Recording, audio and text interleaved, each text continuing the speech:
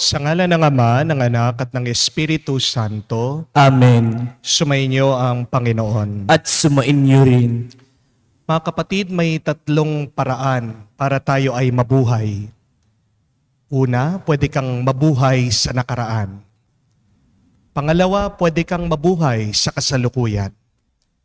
Pero pangatlo, pwede ka ring mabuhay na palaging iniisip ang kinabukasan. Ang nakaraan ay natapos na. Ang kinabukasan ay paparating pa lang. Pero ang pinakatotoo ay yung ngayon. Tayo ba ay nagpapasalamat sa mga biyaya ng ngayon? O baka naman, palagi pa rin tayo lumilingon sa nakalipas. Tayo'y nagsisisi sa ating mga nagawa. O baka naman tayo din ay natatakot, nag-aalala sa mga paparating. Mga kapatid, hayaan muna natin mga bagay na tumatakbo sa ating kaisipan. Naway buksan natin ang ating sarili sa Diyos. Manatili muna tayo kasama ng Panginoon. Dahil sa Panginoon lang tayo makakatanggap ng tunay na biyaya, tuwa at kapayapaan. Sa mga maraming beses na kung saan hindi pa rin natin mabitiwan ang nakalipas, sa mga pagkakataon na kung saan mas malakas pa ang ating takot kesa sa ating pananampalataya sa Diyos. Hilingin natin muli ang Kanyang awa para tayo makitang karapat-dapat makatanggap sa mga banal na misteryo.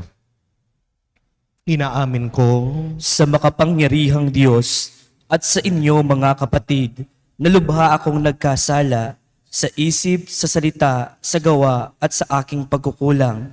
Kaya isinasamo ko sa mahal na Birheng Maria, sa lahat ng mga anghel at mga banal, at sa inyo mga kapatid, na ako'y ipanalangin sa Panginoong ating Diyos. kaawaan tayo na makapangyarihang Diyos, patawarin tayo sa ating mga kasalanan, patnubayan tayo sa buhay na walang hanggan. Amen. Panginoon, kaawaan mo kami. Panginoon, kaawaan mo kami. Kristo, kaawaan mo kami. Kristo, kaawaan mo kami. Panginoon, kaawaan mo kami. Panginoon, kaawaan mo kami. Manalangin tayo. Ama naming makapangyarihan, para mo ng awa, ilayo sa amin araw-araw ang lahat ng mga sumasalungat sa amin at humahadlang, upang ang aming buong katauhan ay magkaroon ng kalayaan, para kusang sundin ang iyong kalooban sa pamamagitan ni Jesucristo, kasama ng Espiritu Santo magpa sa walang hanggan. Amen.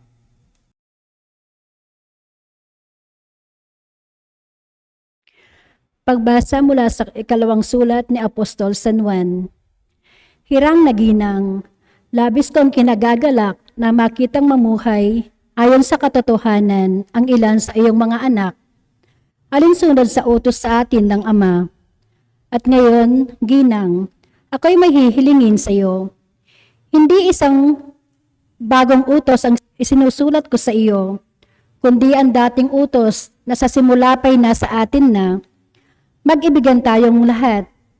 Ito ang utos na ibinigay sa inyo noon pang-una. Mamuhay kayo ayon sa pag-ibig. At ito ang kahulugan ng pag-ibig na binabanggit ko. Mamuhay ayon sa mga utos ng Diyos, sapagkat nagkalat sa sanlibutan ang mga mandaraya. Ang taong hindi nagpapahayag na si Kristo'y naging tao. At gayong mga tao ay mandaraya at anti-Kristo. Mag-ingat kayo upang wag mawala ang inyong pinagpaguran, kundi lubusan ninyong kamtan ang gantimpala.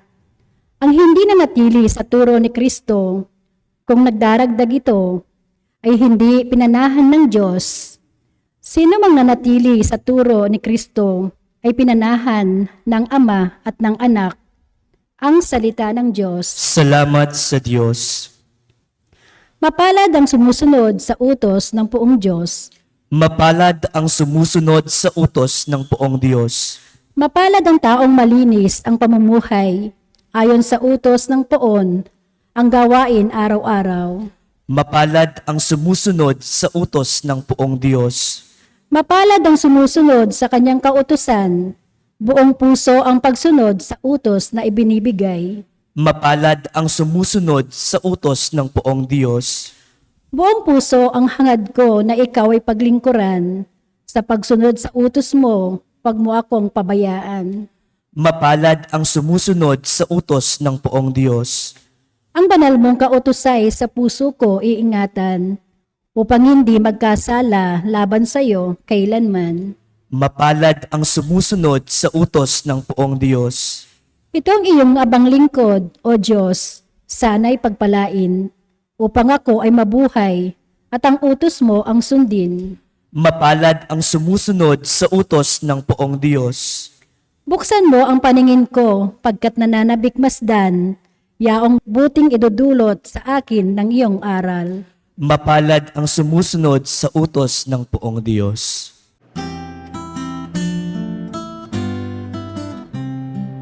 Alleluia, alleluia, alleluia, alleluia, alleluia, alleluia, alleluia, alleluia, alleluia, alleluia, alleluia, alleluia. Naririto, malapit na ang kaligtasang pag-asa upang ating matamasa. Alleluia, alleluia. Sumainyo ang Panginoon. At sumainyo rin. Ang mabuting balita ng Panginoon ayon kay San Lucas. Papuri sa iyo, Panginoon. Nung panong iyon, sinabi ni Jesus sa kanyang mga alagad, ang pagparito ng anak ng tao ay matutulad sa kapanahunan ni Noe. Noon ang mga tao ay nagsisikain at nagsisiinuman, nag-aasawa hanggang sa araw na sumakay si Noe sa daong. Dumating ang baha at namatay silang lahat. Gayon din noong panahon ni Lot, ang mga tao ay nagsisikain at nagsisiinuman, namimili at nagbibili, nagtatanim at nagtatayo ng bahay. Ngunit ng araw nang umalis si Lot sa Sodoma, umulan ng apoy at asupre at natupok silang lahat.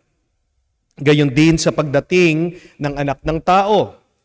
Sa araw na iyon, ang nasa bubungan ay wag nang bumaba upang kunin ang kanyang mga ari-arian sa loob ng bahay. Ang nasa bukid ay wag nang umuwi. Alalahanin ninyo ang nangyari sa asawa ni Lot. Ang sino mang magsikap na iligtas ang kanyang buhay ay mawawalan nito. Ngunit ang sino mang mawalan ng kanyang buhay, ang siyang makakapagligtas nito. Sinasabi ko sa inyo, may dalawang lalaking natutulog sa isang higaan sa gabing iyon. Kukunin ang isa at iiwan ang isa. May dalawang babaeng magkasamang gumigiling. Kukunin ang isa at iiwan ang isa. May dalawang lalaking gumagawa sa bukid. Kukunin ang isa at iiwan ang isa. Saan po, Panginoon? Tanong ng kanya mga alagad. Sumagot siya, kung nasaan naroroon ang mga bangkay, doon naman nagkatitipon ang mga buwitre. Mga kapatid, ang mabuting balita ng ating Panginoon. Pinupuri ka namin, Panginoong Hesukristo. Magandang araw po muli sa inyong lahat. Magandang araw din po, Father. Alam niyo po ba, kung babasahin niyo at titignan niyo ang Biblia, meron pong nakasulat na 170 na pangalan ng mga babae dito sa Biblia. Pero dito po sa 170 na babae, iisa lang po ang pangalan na binanggit ng ating Panginoong Hesukristo. At ang pangalan ng babaeng ito ay ang ating narinig sa Ebanghelyo. Sa gitna ng pagtuturo ng ating Panginoong Hesukristo, sinabihan ni Jesus ang kanyang mga alagad. Sabi niya, alalahanin niyo ang asawa ni Lot. Ang dami-daming babae na pwedeng banggitin ni Jesus. Bakit ang asawa pa ni Lot ang kanyang sinabi? Bakit hindi binanggit ng ating Panginoong Hesukristo ang pangalan ng mismong ina niya, si Maria?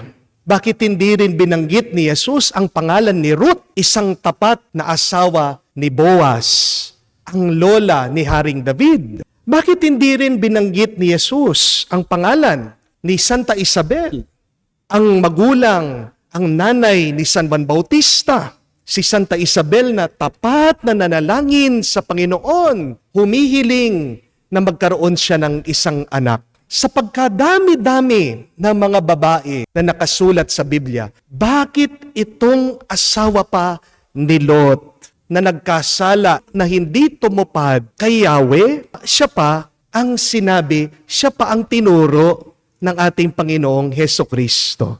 Hindi po ba nakakapagtaka ito? Kasi merong gustong ituro si Jesus sa ating lahat. At para maintindihan po natin kung ano ang punto ng ating Panginoong Hesukristo, kailangan po nating balikan ang kwento. Ano ba ang nangyari dito sa asawa ni Lot? In the book of Genesis, we hear about this story about Lot and his family. They were escaping the punishment of Sodom and Gomorrah. Kung maalala niyo po, sobrang sama na po ng mga mamamayan, ng mga nakatira dito sa Sodom at Gomorrah. Pero sinabihan ng anghel itong si Lot at ang kanyang pamilya, dahil paparusahan na ang dalawang bayan na ito, na kailangan silang tumakas. At sa kanilang pag-alis sa dalawang syudad na ito, dapat hindi sila lumingon. Dapat hindi nila tignan kung ano ang mangyayari dito sa dalawang syudad na ito. The angel said, no matter what happens to Sodom and Gomorrah, do not look back. Pero habang papalayo daw sila, habang tumatakas sila, hindi po matiis ng asawa ni Lot na lumingon. Ginawa niya yung pinagbabawal ng Diyos. Tumalikod siya. Tumingin siya. At nung tumingin siya, na nakikita niyang umuulan daw ng apoy at asupre, biglang nanigas. Naging asin itong asawa ni Lot. Ang ginamit pong salita dito sa Biblia, yung pagtingin, pagtalikod nitong asawa ni Lot. To look back means to look back with desire and longing. Yun yung ginawa ng asawa ni Lot. At binanggit ni Jesus itong nangyari sa asawa ni Lot. Kasi pinapaalalahanan tayong lahat, huwag tayong lilingon sa mga bagay na tinapos na ng Diyos. Mag-ingat tayo mga kapatid na huwag nating nanaisin ang nakalipas na, ang kasalanan kesa sa Diyos. Titigil ang buhay mo. Hihinto ang grasya ng Diyos at mananatili ka sa lugar na dapat dadaanan mo lang. My dear friends, we are reminded by Jesus.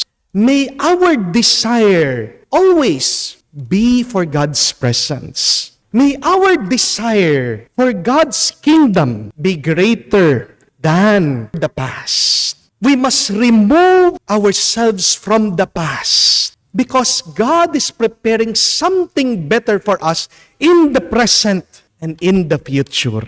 Tandaan po natin yon. Kung hindi mo aalisin ang iyong sarili sa nakalipas, hindi mo makikita, hindi mo matatanggap ang biyaya ng Diyos sa kasalukuyan at sa iyong hinaharap.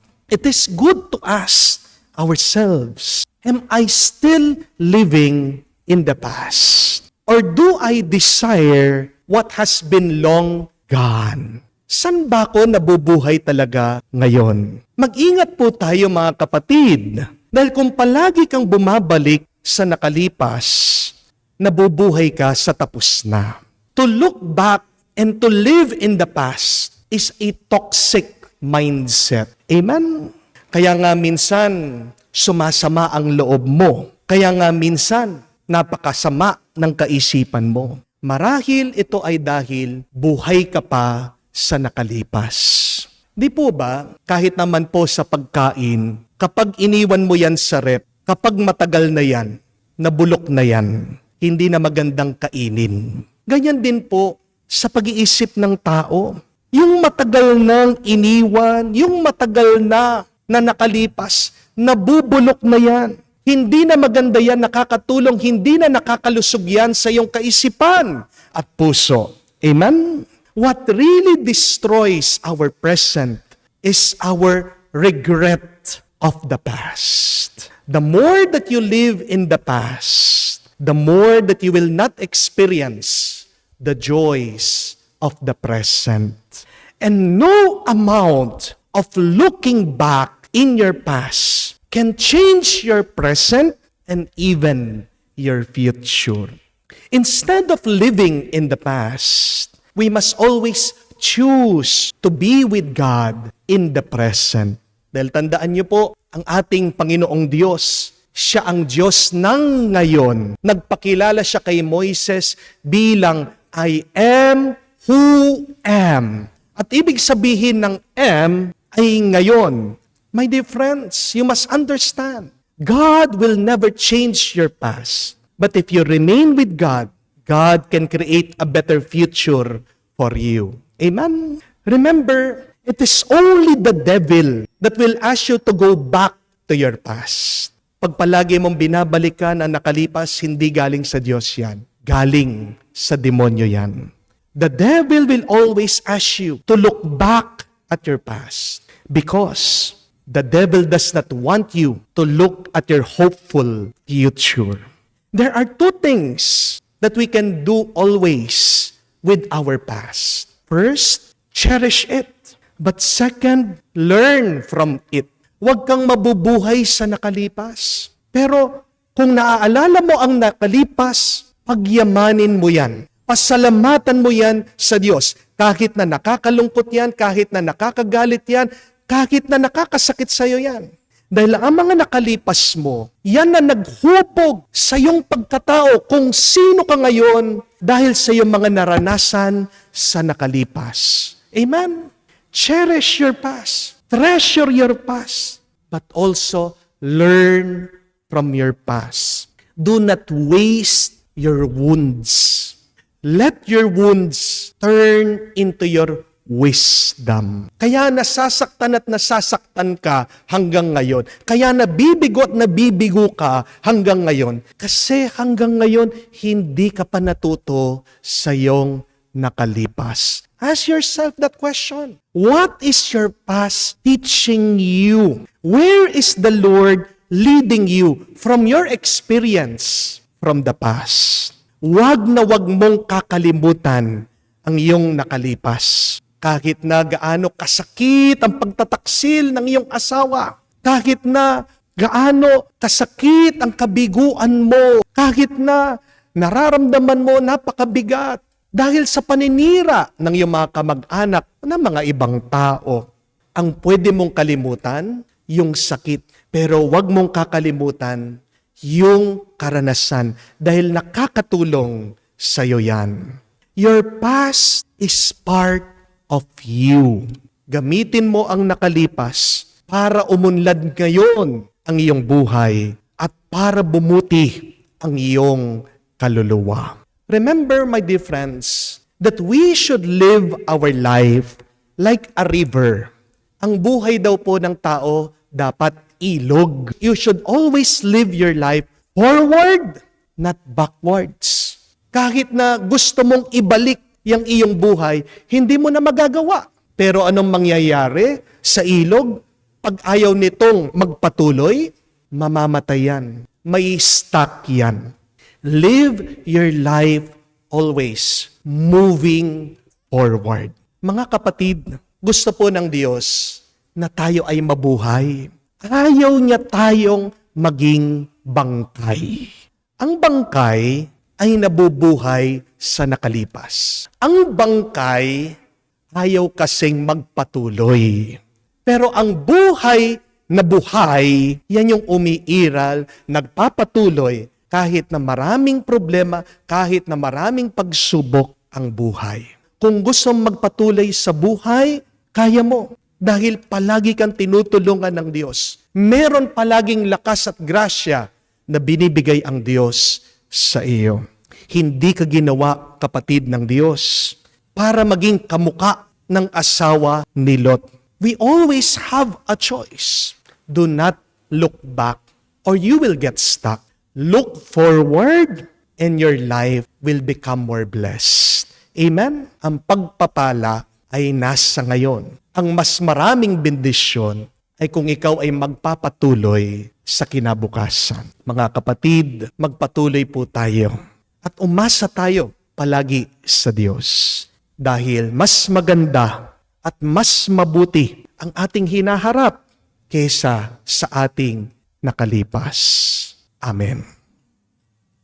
Sa wakas ng panahon, pinadadala ng Diyos ang kanyang mga anghel upang tipunin ang kanyang mga hinirang habang ang ating pinapanalangin ang pangangailangan ng lahat ng sangkatauhan. Hinihiling natin sa Diyos na matagpuan niya ang taong handang humarap sa Kanya muling pagbabalik. Ating sabihin, Panginoon, dinggin mo kami. Panginoon, dinggin mo kami. Ang simbahan sa pamamagitan ng kanilang pagsaksi sa kanilang buhay naway higit na maghikayat ng mga tao at mga bansa sa daan ng kaligtasan. Manalangin tayo sa Panginoon. Panginoon, dinggin mo kami. Ang mga Kristiyanong sumasampalataya naway magpahayag ng kanilang pananampalataya sa buhay na walang hanggan at maunawaan ang walang hanggang bunga ng bawat kilos nating manalangin tayo sa Panginoon. Panginoon, dinggin mo kami.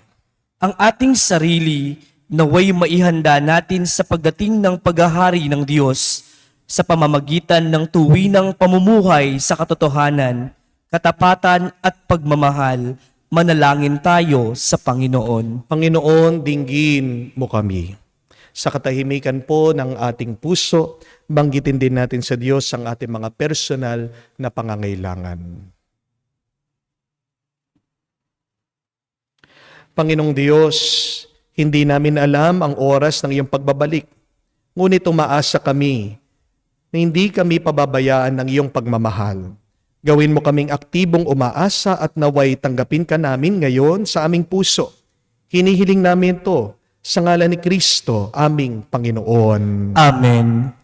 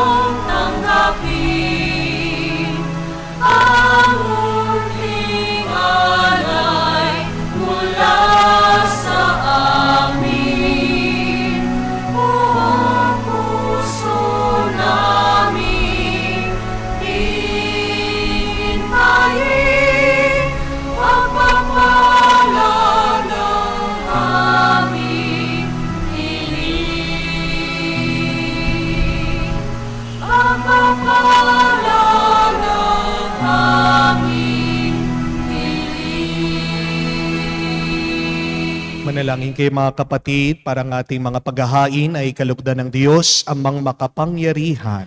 Tanggapin nawa ng Panginoon itong paghahain sa iyong mga kamay sa kapurihan niya at karangalan sa ating kapakinabangan at sa buong sambayanan niyang banal. Ama naming lumikha, kalugdan mo ang paghahain, ang mga nagtitipon dito, upang ang aming mga ginaganap na pag-aalay ng sarili ng anak mo ay aming pakinabangan. Sa Kanya, pamamagitan kasama ng Espiritu Santo, magpa sa walang hanggan. Amen. Sumainyo ang Panginoon. At sumainyo rin. Itaas sa Diyos sa inyong mga puso at diwa. Itinaas na namin sa Panginoon. Pasalamatan natin ang Panginoong ating Diyos. Marapat na siya ay pasalamatan. Ama naming makapangyarihan, tunay nga marapat ikaw ang aming pasalamatan sa pamamagitan ng Jesucristo na aming Panginoon. Utang na loob na nagbubunsod upang gunitain ang kamatayan niya para kami buhayin. Pagtitiwala ang sanhi ng ligayang di malilimot sa pagkabuhay niya sa aming kaloob. Pag-asa ang dahilan ng pagiging handa para sa pagbabalik niyang totoong dakila. Kaya kaisa na mga anghel ang sisiawit ng papuri sa iyo. Nang walang humpay sa kalangitan, kami nagbubunyi sa iyong kadakilaan.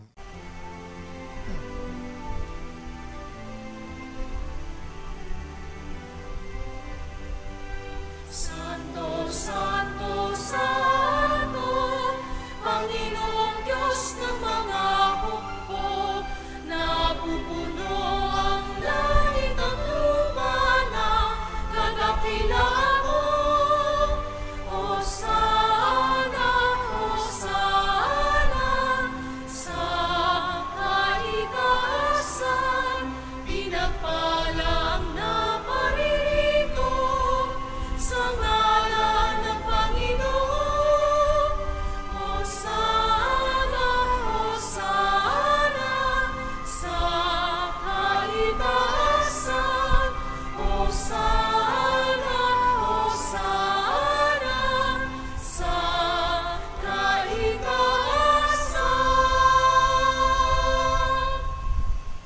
Ama naming banal, ikaw ang bukal ng tanang kabanalan. Kaya't sa pamagitan ng iyong Espiritu, gawin mong banal ang mga kaloob na ito upang para sa amin ay maging katawan at dugo ng aming Panginoong Heso Kristo.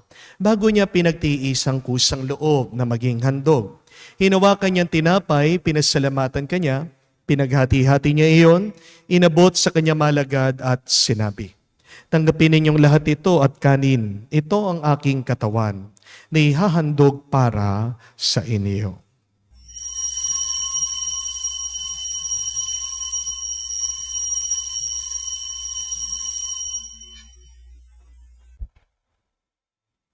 Gayon din naman, nung matapos ang hapunan, hinawakan niya ang kalis, muli kanyang pinasalamatan. Inubot niya ang kalis sa kanyang malagad at sinabi, "Tanggapin ninyong lahat ito at inumin. Ito ang kalis ng aking dugo, ng bago at walang hanggan tipan. Ang aking dugo na ibubuhos para sa inyo at para sa lahat, sa ipagpapatawad ng mga kasalanan. Gawin ninyo ito sa pag-aalaala sa akin."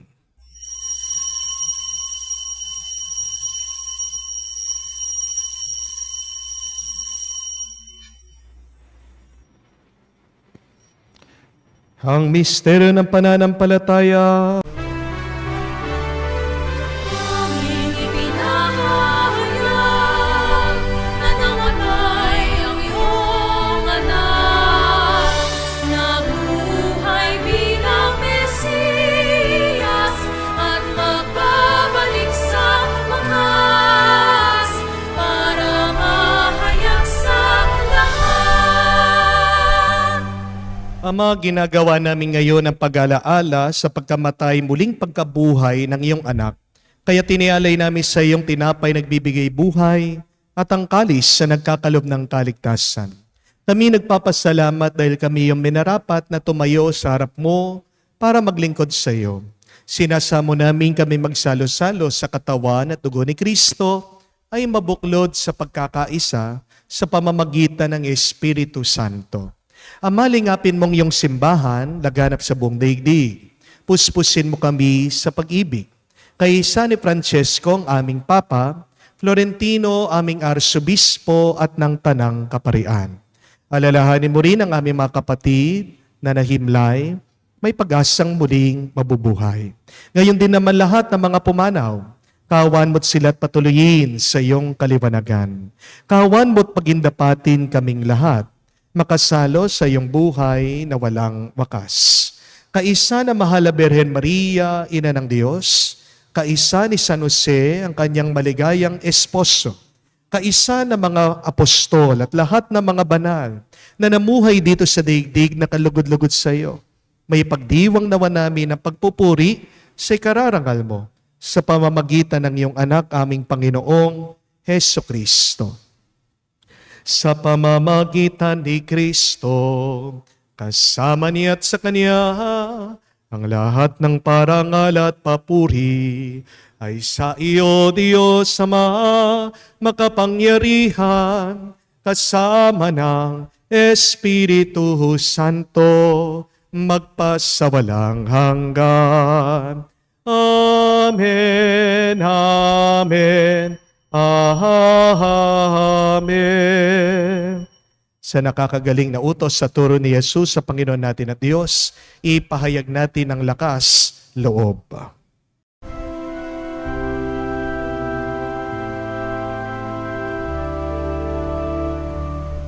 Ama namin, sumasalangit ka, sambahin ang ngalan mo, mapasa amin ang kaharian mo, sundin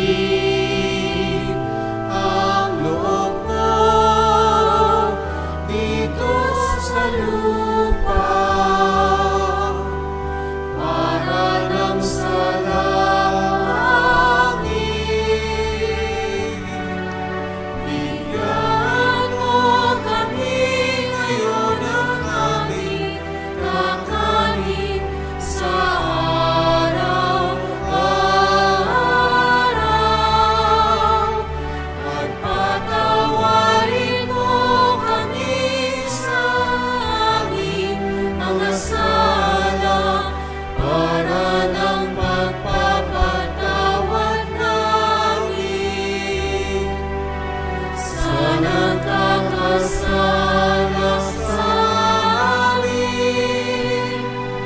At huwag mo kami ipahintulot sa tukso, at iadya mo kami sa lahat ng masama. Hinihiling namin kami adya sa lahat ng masama, pagkalooban ng kapayapaan araw-araw, iligtas sa kasalanan, ilayo sa lahat ng kapahamakan, samantalang aming pinanabikan ng dakilang araw ng pagpapahayag ng tagapagligtas naming si Heso Kristo. Sapagkat sa iyo ang kaharian at ang kapangyarihan at ang kapurihan magpakailanman. Amen. Panginoong Yeso Kristo, sinabi mo sa mga apostol, kapayapaan ang iniiwan ko sa inyo. Ang aking kapayapaan binibigay ko sa inyo. Tunghayan mo ang aming pananampalataya at huwag ang aming pagkakasala. Pagkalooban mo kami ng kapayapaan at pagkakaisa ayon sa iyong kalooban. Kasama ng Espiritu Santo, magpa sa walang hanggan. Amen. Kapayapaan ng Panginoon ay laging sumainyo. At sumainyo rin. Magbigayan po tayo ng kapayapaan sa bawat isa. Peace with you po. Kapayapaan po sa inyong lahat. Kordero ng Diyos na nag-aalis ng mga kasalanan ng sanlibutan, maawa ka sa amin, maawa ka sa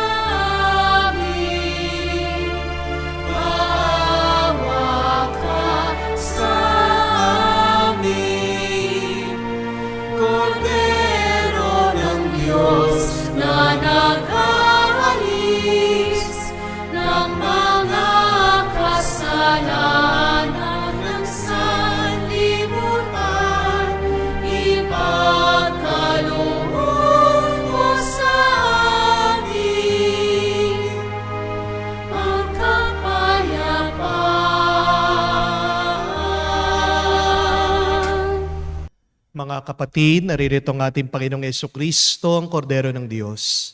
Siyang nag-aalis sa mga kasalanan ng sanlibutan. Mapalad tayong lumalapit sa piging ng Kordero. Panginoon, hindi ako karapat-dapat na magpatuloy sa iyo, ngunit sa isang salita mo lamang ay gagaling na ako.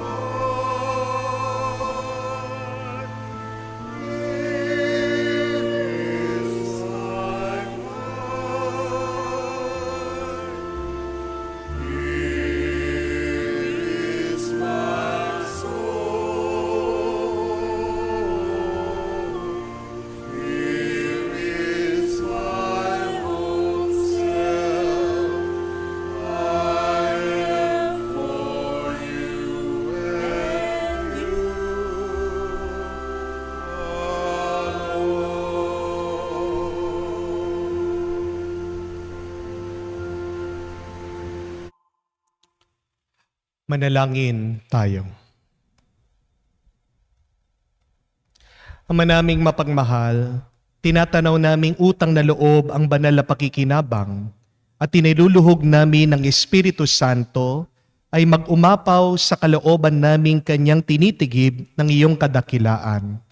Upang ang iyong kagandang loob ay manatili sa amin palagian. Sa pamamagitan ni Kristo kasama ng Espiritu Santo, magpa sa walang hanggan. Amen. Alalahanin natin ang asawa ni Lot. Ano ang kasalanan ng asawa ni Lot? Hindi lang siya basta't tumingin. Hindi lang siya basta't tumalikod. Hindi lang siya basta't nagmarites kung ano ang nangyayari sa Sodoma at Gomora. Kung hindi ang kanyang pagtingin ay may malakas na pagnanais. Ang kasalanan niya ay yung kanyang kagustuhan na magbalik doon sa lugar ng pagkakasala. Mga kapatid, baka naman tayo ay may pagnanais din na bumalik. Marami tayong mga regret, marami tayong mga pagsisisi, marami tayong mga sana. Sana hindi ko na napangasawa itong aking mister. Sana iba na lang ang aking sinagot. Sana hindi na ako sumugal. Sana hindi na ako naging manginginom. Sana hindi ako nagpakataba. Sana hindi na ako nagkaroon ng anak. Sana iba ang aking sinagot para pumasa ako dito sa interview. Nagkabisa na sana ako. Sana nasa ibang bansa na ako. Marami tayong mga sana. Kapatid, kung palagi ka na lang nabubuhay sa nakalipas, hindi mo makikita yung mga biyaya, pagpapala na binibigay ng Diyos sa iyo ngayon. And God is creating for you the best future. You will never see that if you keep on going back to the past, if you keep on regretting on your past mistakes. So, mas mainam na manatili ka ngayon. Be present with God. Open your mind and your heart with God. Anong mas magandang gawin? Palakasin mo ang iyong pagnanais sa Diyos. May your desire for God's presence be greater than your desire for your past sins. There is no blessing in the past. Only wisdom. At kung gagamitin mo yung mga natutunan mo sa nakalipas, yan tutulungan kang mas mapalapit sa Diyos, tutulungan kang makamtan mo ang iyong mga pangarap, tutulungan kang mapabuti ang iyong pagkatao. So ang tanong ko po sa inyo, ano yung matututunan mo sa iyong nakalipas?